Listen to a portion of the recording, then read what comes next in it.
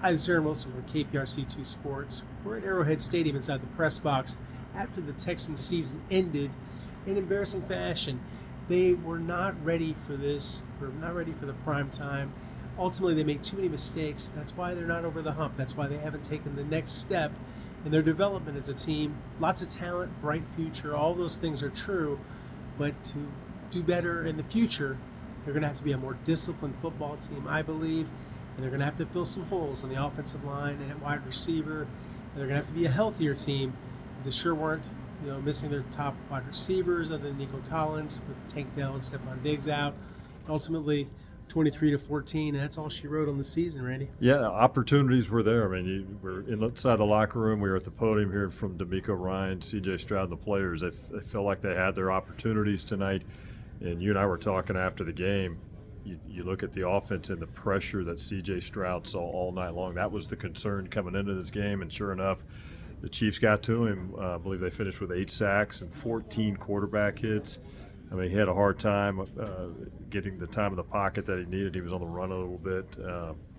You saw one of the weaknesses, unfortunately, come through on the big stage here in the AFC divisional round. Yeah, and to shed a little light on what may happen next, I'm going to put my little crystal ball here. Put my hat on. I'm going to look at the future. And yes, they're all set at Pro Bowl left tackle, Laramie Tunsil. That's one spot. They've got to get better at center. They've got to get better at both guard spots. And they've got to look at possibly restructuring contracts, like Titus Howard deciding, is he going to play guard? Is he going to move back to right tackle? Is Blake Fisher going to be ready next year? What about Juice Scruggs? What about the center spot with Jared Patterson? I would throw in the receiving core with Tank. He's going to miss next year. Oh, yeah. You got Nico, but what pieces are going to be around him now? Yeah. When you look at a receiver with Tank, yes, he will not play next year. We reported that he will not make it back in time for next season, but we're hearing he will play again, which is good news. Yep.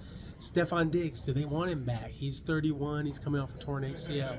We don't know when he'll be ready. I think it's more like August, September, that kind of thing, best case. So they're going to have to go out and get receivers. And that doesn't mean Tyreek Hill or T. Higgins level. They get someone to complement an already expensive number one receiver in Nico Collins.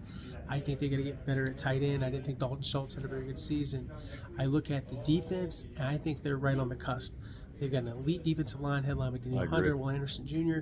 Derek Stingley in the back end. Yep, absolutely. Yep. Pretty good linebackers. I think that they can get a little bit better at that position, especially in pass coverage. But overall, that's not the problem with this team. And I'm not even worried about Kaimi Fairburn and a bad night. Doesn't kick very well, obviously, in the wind. But I look